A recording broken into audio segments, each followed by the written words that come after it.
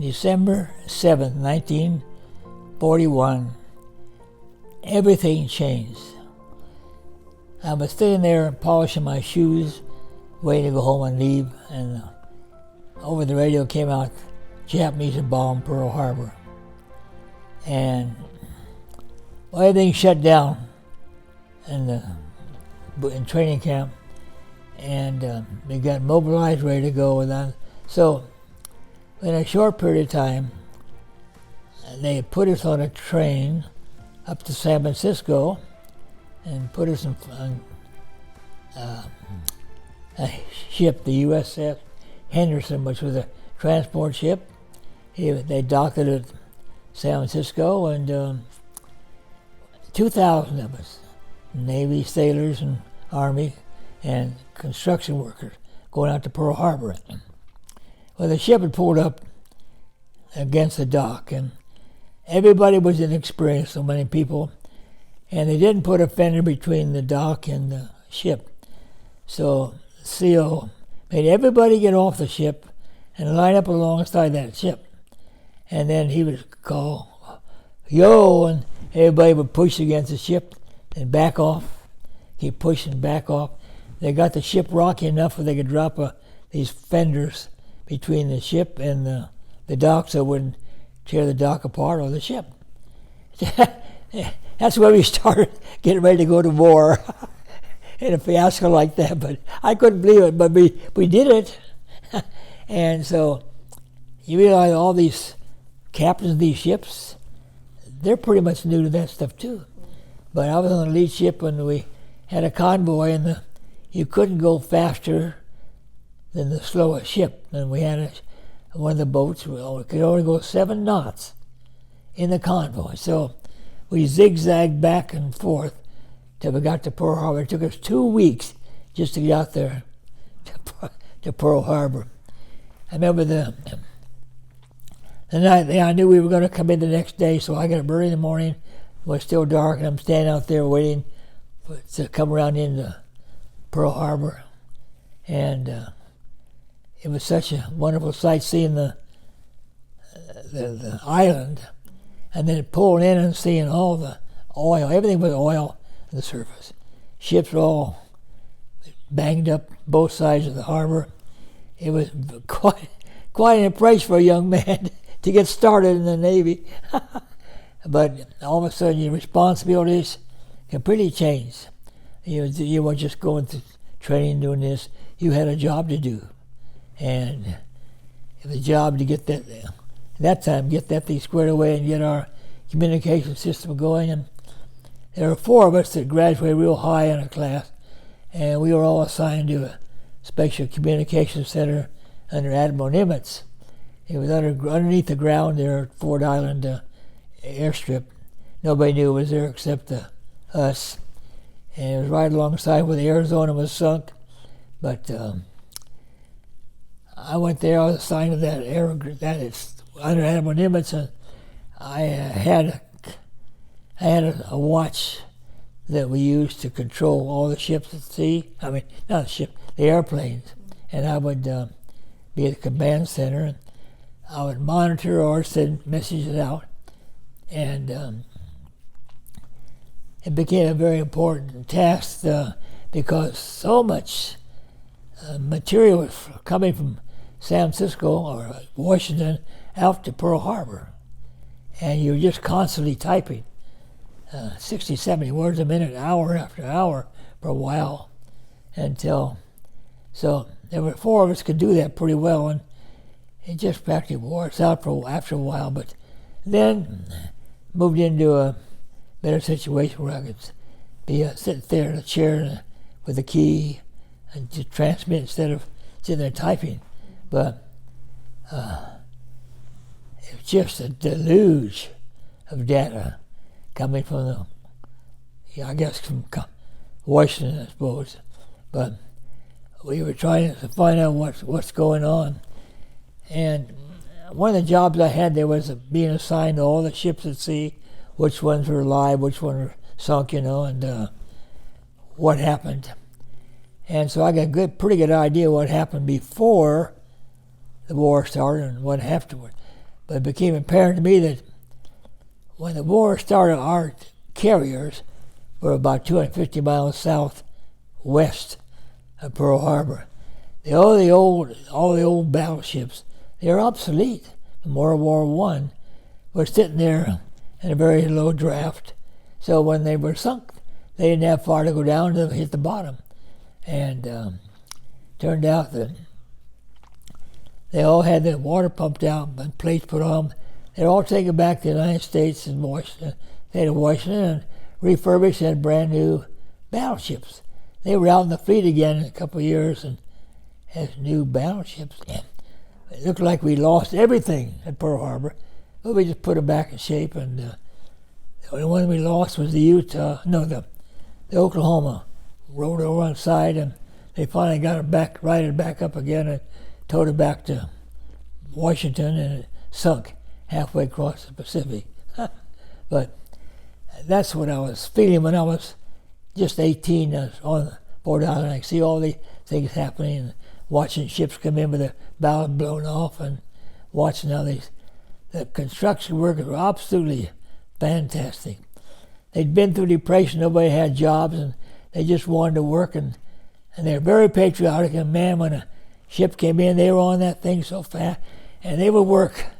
They would never waste any time at all. They'd put a ship back in shape and out and go again. I was so impressed watching what they call the CB construction battalions. They were the guys that go out there when we started building new foundations on other islands. They were the first ones. They were the bulldozers and leveling things off, and it was just wonderful. In the early days, I was becoming a man because one of the first things that happened when I got to Pearl Harbor, they gave me a rifle, put me on top of a train. They had these trains run from Honolulu all the way out to Waipahu, where the cane fields were. And there were a lot of Japanese lived in there. They were afraid that they may be dangerous.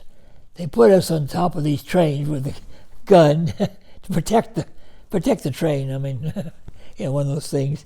They couldn't protect anything, but it just allowed them. The Japanese, there's no word there. They're not going to mess with us anymore.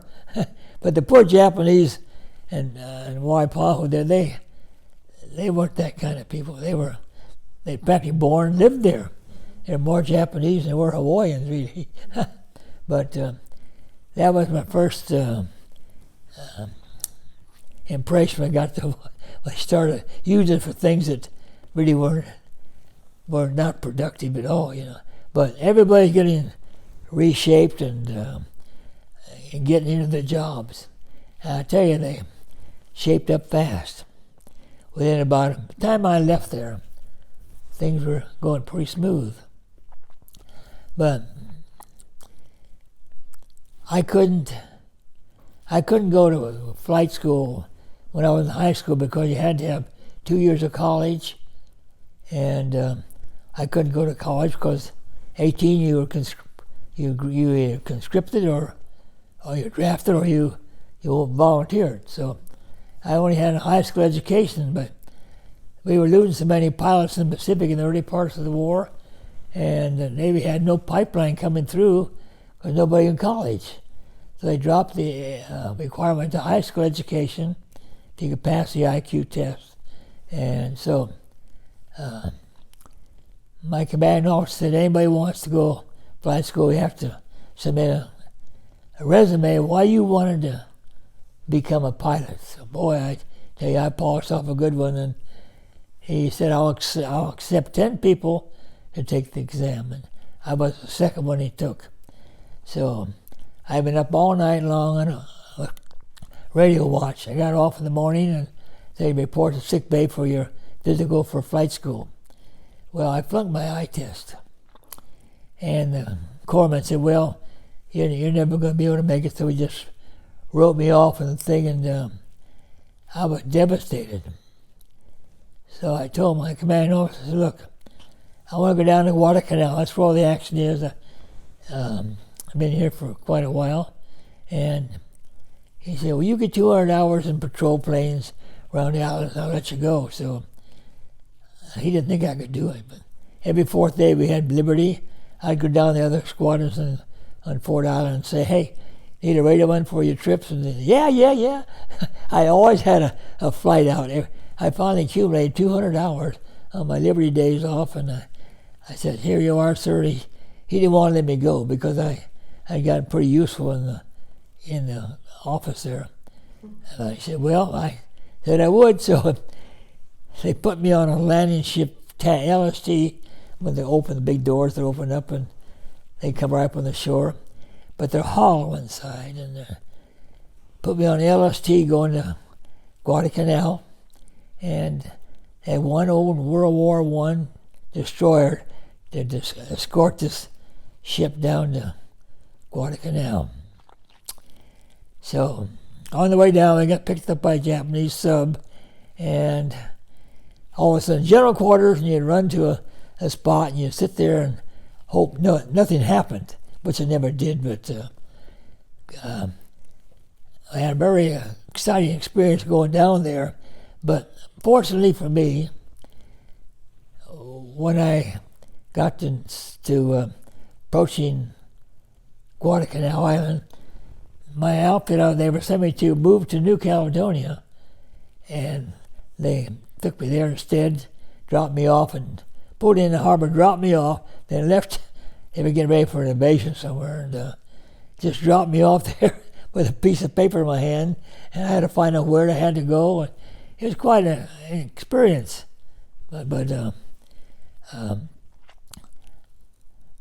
fortunately for me that New Caledonia had lots of mosquitoes, but none of them were contagious. Guadalcanal was loaded with it. Half the people that died there died of malaria and sickness rather than fighting. But the Japanese were dying the same way. It was a mutual experience, but I wanted to get into action, so I talked to a guy aboard the Saratoga when they were in. I said, hey, he wanted to get off. He was scared, being in the back of a dive bomber, and I was raring to go. And so he talked him into transferred him to where I was at and sending me aboard the ship. And my chief petty officer said, no, Wally's not leaving.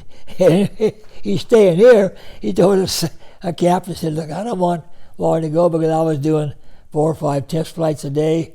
Other guys were doing none, and I was doing a lot of it. So he tore up my papers.